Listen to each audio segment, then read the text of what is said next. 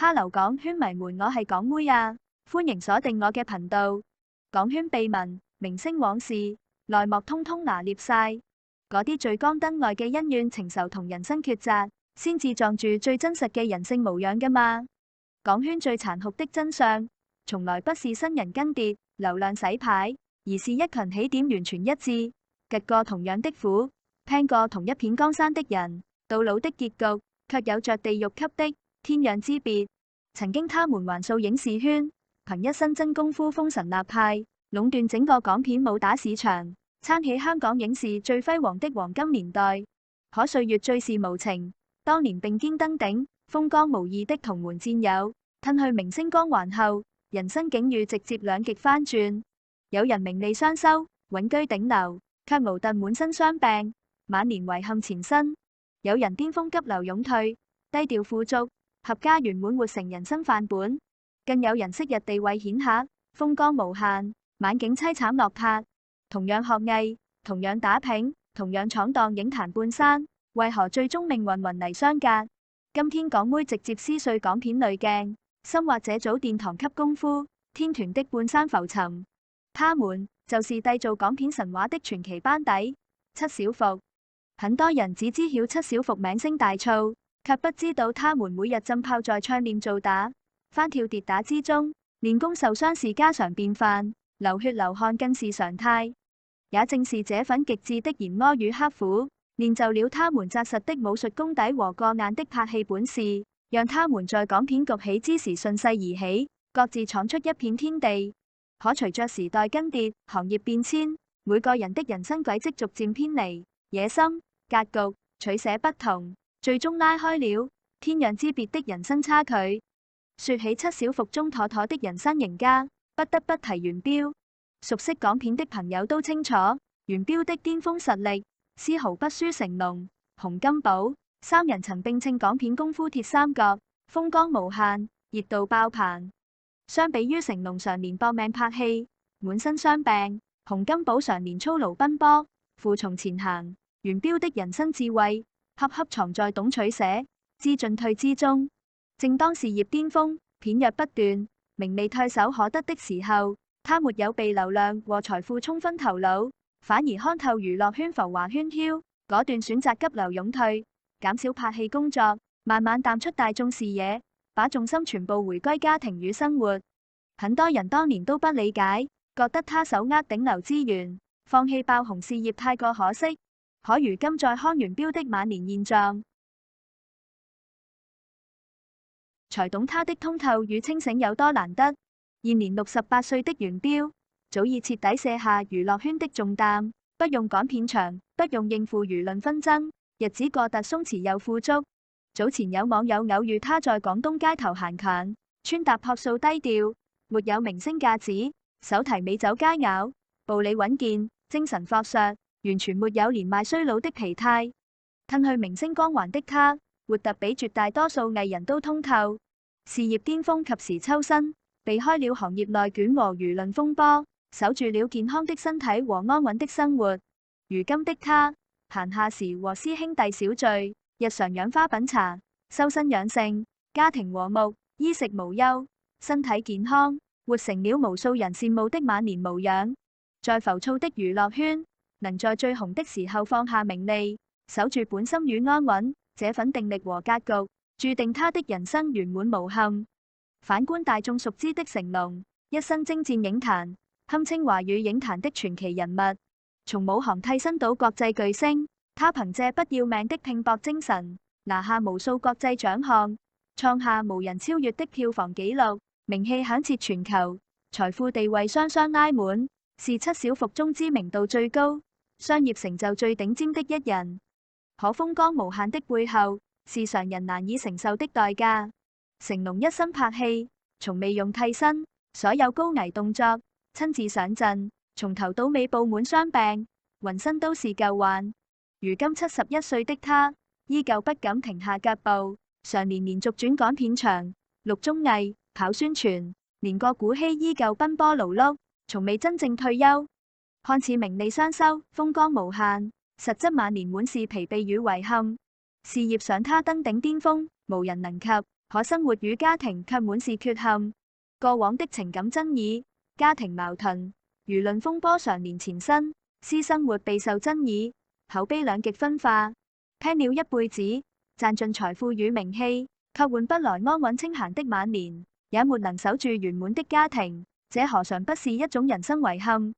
而作為大師兄的洪金寶，更是讓人唏噓不已。年輕時的洪金寶，氣場強悍，實力雄厚，是七小福的領軍人物，也是港片黃金時代的核心推手。他捧紅了無數藝人，掌控着圈內頂級資源，拍戲、製片、導演樣樣精通，巔峰時期人物、資源、地位無人能敵，排場十足，風光無限。可常年高強度的拍戲節奏，超負荷的身體消耗，讓他落下一身嚴重傷病。隨着年紀增長，舊傷反覆復發，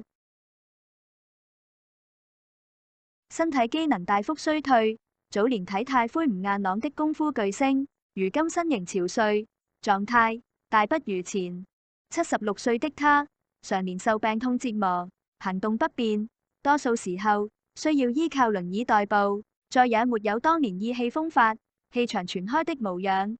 即便偶爾現身聚會、宴席，排場依舊十足，可見昔日底蘊仍在，但身體的衰敗早已無法逆轉。一生為港片鞠躬盡瘁，操勞半生，贏盡了江湖地位，卻透支了自己的健康，晚年被病痛纏身，進退兩難。這樣的結局實在讓人惋惜。如果說成龍、洪金寶的晚年是盛名之下的疲憊與遺憾，那元華的晚年便是低調安穩、歲月靜好的最好範本。很多觀眾對元華的印象停留在熒幕上經典的配角形象，他擅長出演反派、長輩角色，演技精湛，功底紮實。功夫裏的包租公更是成為傳世經典，憑借精湛演技拿下專業獎項認可。元華年輕時拍戲勤懇踏實，從不炒作緋聞，不參和圈內紛爭，做人低調謙卑，行事低調內斂。在事業穩步上升、熱度漸起的時候，他沒有貪戀熒幕光環，而是選擇穩步淡出娛樂圈，帶着家人移居加拿大溫哥華，徹底遠離港圈的浮躁與紛爭。如今73歲的他，頭髮鬍鬚雖已花白，卻精神飽滿，體態硬朗，身體狀態遠超同齡藝人。日常養花種草，鍛鍊功夫，閒下時接送孫輩，陪伴家人，日子平淡充實，煙火氣十足。他不追逐名利，不炒作熱度，沒有複雜的人情糾葛，褪去明星身份，只是安穩度日的普通長者，合家和睦，晚年無憂。這份安穩從容，是再多財富都換不來的真諦。有順遂安穩的人生，就必有落魄潦倒的境遇。七小福中最讓人唏噓、結局最離譜的一人，便是袁霆。誰能想到，這位曾經天賦極高、輩分極高的大師兄，巔峰時風光不輸洪金寶，最終卻落得晚景清貧，靠救助金度日的結局，反差慘烈到讓人不敢置信。袁霆作為七小福的大師兄，入行最早，功底最紮實，早年習武天賦出眾，身手凌厲，氣場強勢。年輕時在片場威望極高，連洪金寶、成龍都要敬他3分。早年深耕武行，擔任武術指導、影視劇監製，參與打造過《畫皮之陰陽法王》等經典作品，為港片發展付出諸多心血。早年風光一時無兩，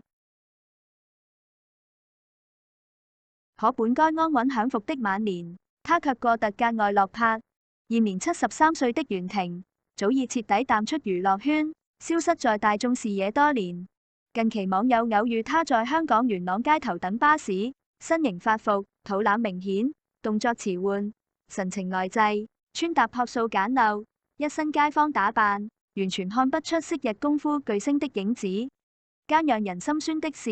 昔日風光無限、手握頂級資源的武行前輩，晚年沒有積蓄，沒有事業兜底，無戲可拍，無收入來源，生活拮據清貧，只能依靠微薄的社會救助金維持基本生計，獨自度日，無人相伴。曾經熒幕上意氣風發、身手不凡的功夫高手，晚年淪為市井普通老人，潦倒清貧，無人問津。這般巨大落差，看完實在讓人破防。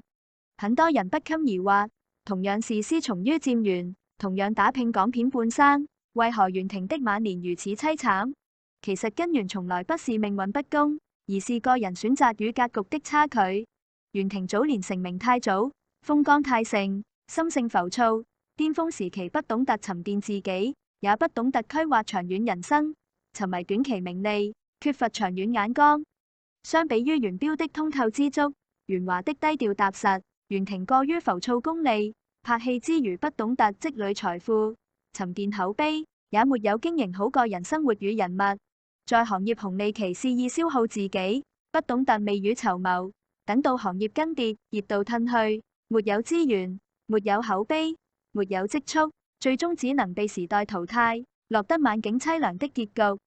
除此之外，袁魁、袁德等師兄弟的人生境遇也各有不同。袁魁深耕幕後，憑借紮實功底，打造諸多經典作品，可惜早已離世，讓人倍感遺憾。袁德低調深耕行業，默默沉澱，悶聲發展，生活安穩順遂，低調富足，安穩度日。一眾師兄弟，半生同行，最終歸途各異，有人圓滿，有人遺憾，有人落魄，人生百態，盡數體現在他們身上。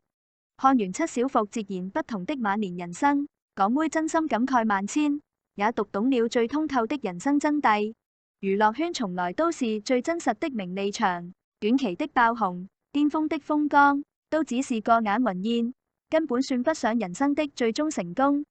七小福的半生浮沉，也給我們所有人上了生動一課：人生沒有永遠的巔峰，也沒有一成不變的順遂。所有的晚年結局，都是日復一日選擇的積累。浮躁功利，透支當下，終將換來潦草落魄的結局。踏實沉穩，知足有道，長遠規劃，方能守住歲月安穩，收穫圓滿人生。